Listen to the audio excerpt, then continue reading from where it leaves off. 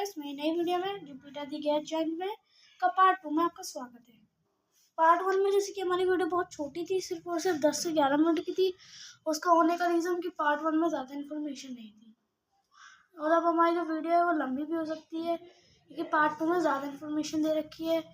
तो हम पढ़ना शुरू कर देते हैं। वैसे तो मैं एक बात बताऊँ कि पिछली वीडियो में मैंने ऐसा काम करा था जो मैं हर वीडियो में नहीं करता, कि मैं कभी बैक टॉपिक्स नहीं पढ़ता, बट पिछली वीडियो में इंफॉर्मेशन की कमी की वजह से मुझे बैक टॉपिक्स भी आपको समझाने पड़े। तो चलो गाइस, फिर चलो 2 मिनट के साथ हम इस वीडियो को स्टार्ट करते हैं। द मून्स ऑफ जुपिटर, देखो पहले मैं समझा देता हूँ मैं क्या क्या पढ़ने वाला हूँ, क्या क्या आपको खुद पढ़ना है। देखो, द मून्स ऑफ जुपिटर में पढ़वाऊंगा, ये सब आप खुद पढ़ लेना। गैलियन मून्स में पढ़वाऊंगा, ये भी मैं पढ़वाऊंगा। ये भी मैं पढ़वाऊंगा, ये आपको खुद पढ़ लेना है। जुपिटर मैग्नीशियम एटमॉस्फेयर, ये मैं पढ़वाऊंगा। बाकी यहाँ पे कुछ है नहीं, अगर है तो आप पढ़ लेना। तो वीडियो शुरू कर देता हूँ।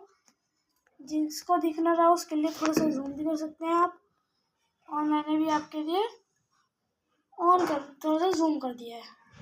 गाइस, इसमें ना मेरा कैमरा सही से नहीं बैठ पाया था जूमिंग वाले में, तो इसकी वजह से गाइस मैं जूम नहीं कर पाया। तो आप ना ऐसा जूम करके देख सकते हैं, खुद से ऐसे पढ़ सकते हैं। आप इतना जूम कर लेंगे ना तो आप में से जिसकी आई साइड बहुत अच्छी होगी उसे दिख जाएगा, और जिसको नहीं दिखता है तो वो 1.5 मैं कहता हूँ इस एंगल पे रख के, और मैं ऊपर कर दे रहा हूँ और आप पढ़ लें। चलो 1x पे स्टार्ट करते हैं वीडियो को। Jupiter has 62 moons. Many of them has not been officially confirmed and do not even have names. Jupiter rotation is gradually slow because of the moon's tidal effect.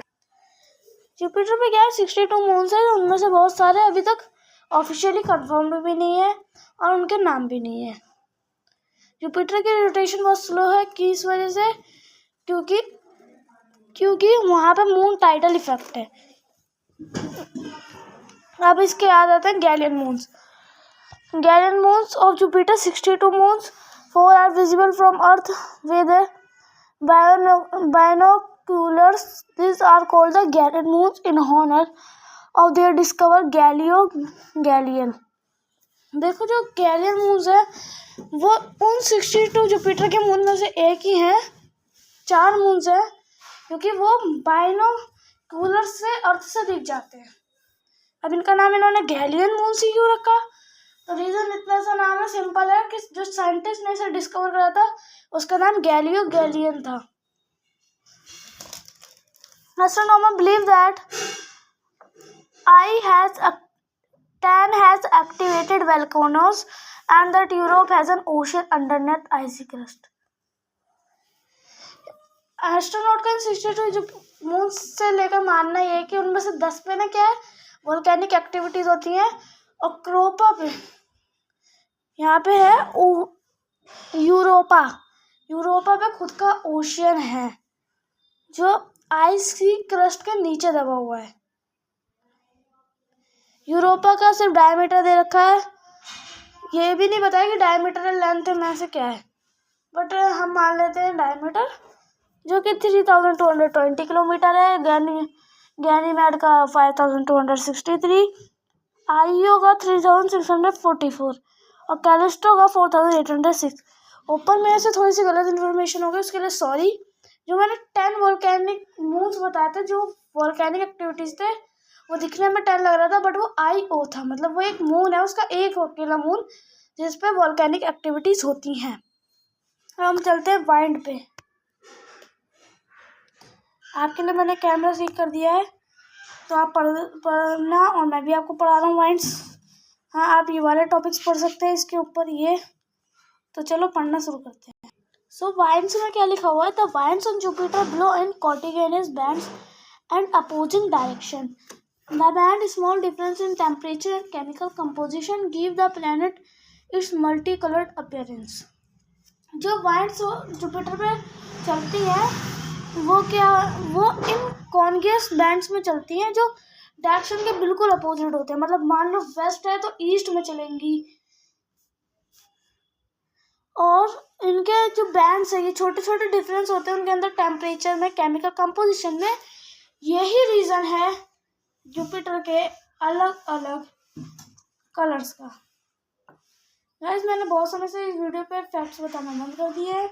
आज मैं सोचा दोबारा से fact बताना शुरू करूँ और फैक्ट लाया। तो सॉरी गाइस, वो फैक्ट इसमें निकल गया। और वो फैक्ट यही था गाइस, यही वाला सेम फैक्ट मैं आपके लिए लाया था इस वीडियो के अंदर, बट हम क्या कर सकते हैं गाइस उसमें।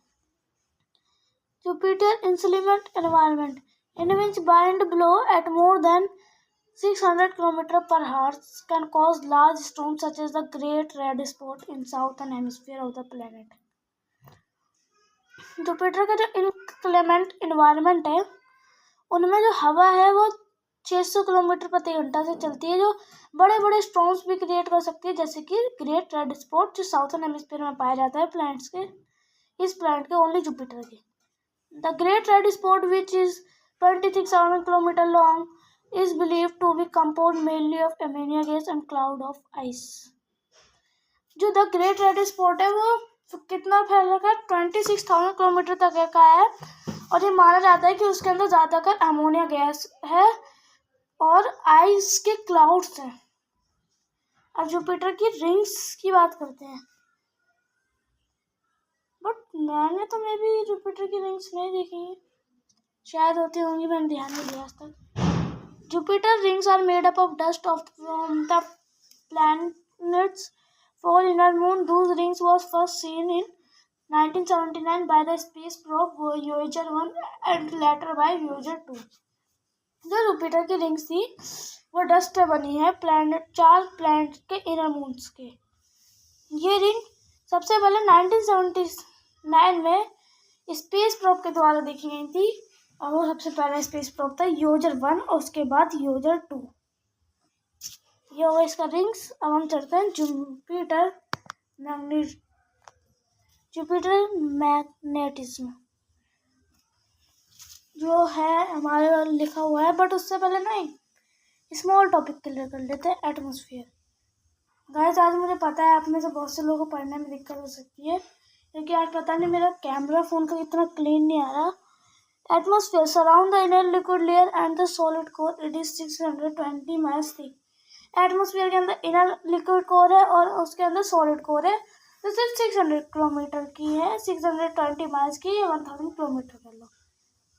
89.8% उसमें हाइड्रोजन है, 10.2% हीलियम है, with the traces of methane and ammonia. तो जुपिटर की मैग्नेटिज्म में क्या है, Jupiter magnetic field is 20,000 times stronger than the earth. Astronomers believe the field is caused by the electrical current that are created by the rapid rotation of metallic hydrogen. Jupiter is surrounded by a huge magnetic bubble, the magnetosphere. The magnetosphere tail reaches more than 6 lakh million kilometers, 600 million kilometers beyond the orbit of Saturn. Jupiter magnetosphere is the largest object in the solar system. It varies in size and shape in response to the solar wind, which is composed of the particles continuously radiated from the sun. Because Jupiter का मैंने इतना पढ़ लिया कि बार में, लेकिन मेरे को बार बार पढ़ने की ज़रूरत ना पड़े, इसी वजह से मैंने इसे इतना पढ़ा। तो जो जुपिटर की मैग्नेटिक फील्ड है वो 20,000 टाइम स्ट्रॉन्गर है हमारी अर्थ के फील्ड से। एस्ट्रोनॉमर ये मानते हैं कि जो उसकी फील्ड है वो बनी है इलेक्ट्रिकल करंट से, जो क्रिएटेड है मेटालिक के हाइड्रोजन की वजह से। जो रैपिड रोटेशन है मेटालिक का हाइड्रोजन का के द्वारा ही वो बनी है।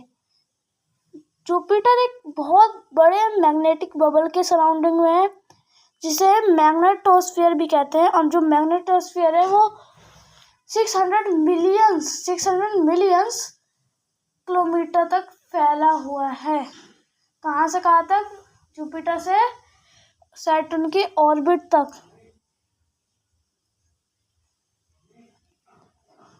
तो यहाँ पे तो 600 मिलियन बताया था, यहाँ नीचे लिखा है 644 मिलियन। ये इतना हो गया। कल मैंने कहा इस बात, मेरे को एक बात समझ में नहीं आ रही, मैं पढ़ाता हूँ तो इतनी जल्दी कैसे पढ़ा देता हूँ। मैंने पिछले वीडियो खत्म करी, उसमें देखा कम इन्फॉर्मेशन है तो मैंने उसे आराम से बताया कि बहुत ज़्यादा बताया और ज़्यादा से ज़्यादा वीडियो को लंबा होने का ट्राई करा। बन गई वो 11 से 12 मिनट्स की। और यहाँ पे मैंने सोचा बहुत ज़्यादा इन्फॉर्मेशन है, बता देता हूँ, पढ़ लेता हूँ ठीक ठाक स्पीड में। तो ये वीडियो अभी तक सिर्फ ओनली 10 मिनट पे रीच हो गई। और गाइस मैं एक बात कहना चाहता हूँ आपसे कि आप लोग एक व्यूज मांगता हूँ मैं, ना कोई सब्सक्राइबर ना कोई व्यूअर्स। और ये भी नहीं कि मैंने जो कभी वाला कुछ अजीब वगैरह चीज़ें डाली है उसकी वजह से बड़े हो गए सब्सक्राइबर। अभी रिसेंटली मेरे 129 थे और मैंने कुछ वीडियोस डाली थी तो उसके बाद मेरे 132 से 134 हो गए। तो एक बात समझ में नहीं आई, उन लोगों ने मेरी वीडियो को देख के अच्छा मान के उसे सब्सक्राइब जरूर कर दिया मेरे चैनल को। बट सब्सक्राइब करने का भी तो फायदा तभी होता है जब कोई उसी वीडियो को देखे। मान लो मैं एक वीडियो सब्सक्राइबर पे आ जाऊँ, कोई ना पहुँचाऊँ, बट एक भी व्यूज ना आता हो तो वो सब्सक्राइबर किसी काम के नहीं है गाइस।